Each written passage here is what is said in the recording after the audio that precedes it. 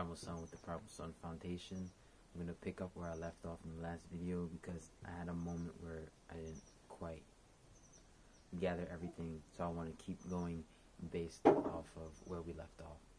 Now this is basically on the topic of polarity, because what I started introducing in the video is that none of these archetypes in the primordial blueprint can exist without the other. They exist in a polarity in order to bring them back into center, right? So we have this dualistic nature in order to bring us back into the center. These extremes will meet in the middle, and that is inside of our being, our heart, our center.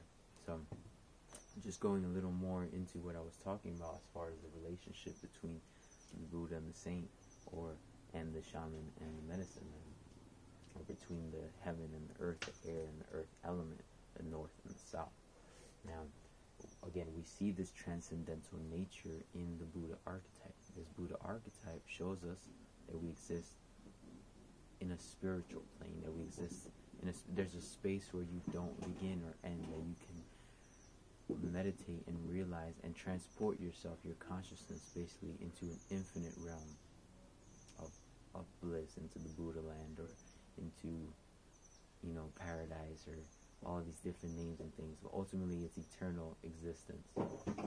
Now, the play with the polarity of that is with the shaman or the medicine man, because one is completely detached, right? The Buddha's mission is to detach itself, but the shaman or the medicine man is actually, in a way, a deep attachment to the earth and her gifts, a deep service to her. So he's not looking away from the earth, he's looking as much as he can into the earth and how he can serve the earth. The Buddha's service is to transcend and go beyond and make sure this is his last, incarnation, his last existence, he's done with all of this. But the shaman's like, okay, what song can come through me so that I can praise and honor this earth while I'm here? How can I serve her in her best way?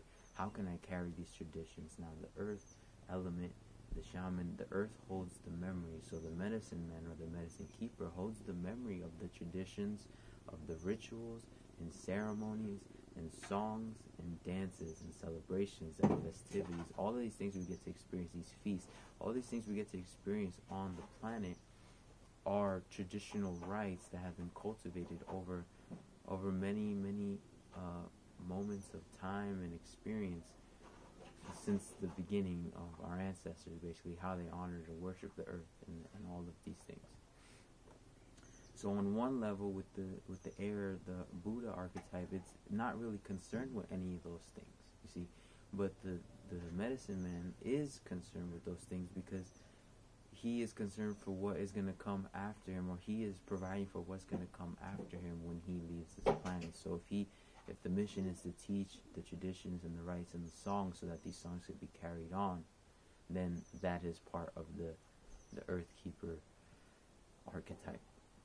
And also just saying that again, our emphasis is that it's not one or the other. You can actually be all of these things in your life when it is necessary to. So there are times where you have to transcend and just completely go beyond, but there's also times where you need to activate. You need to activate the rocks. You need to activate the trees with your breath, with your song, with your awareness, engaging with this planet in a way that is bringing more harmony into this planet. Not just saying, oh, this thing is a mess, I'm out of here, right? But it's saying, okay, I'm here, how can I clean up this mess, right? So it's a certain responsibility to the planet, because she gives us everything that we need to sustain ourselves. So the least we can do is, while we're here, is become more aware and conscious of how we're supported in that way, and then give back to our mother the same way that the spirit of the child really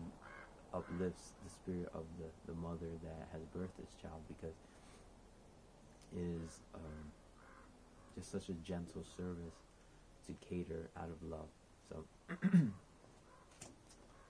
So so more so on the polarity between the Buddha and the medicine man.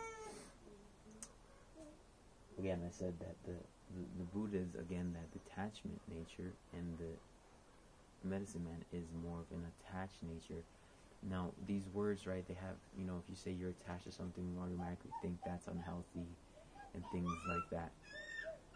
So we're trying to clear that up in a way where there is some sort of healthy attachment, but it's a healthy service. Again, it's a healthy service because you realize that you're here for something on the planet. You're here for something to make something feel better. So I just wanted to address that briefly.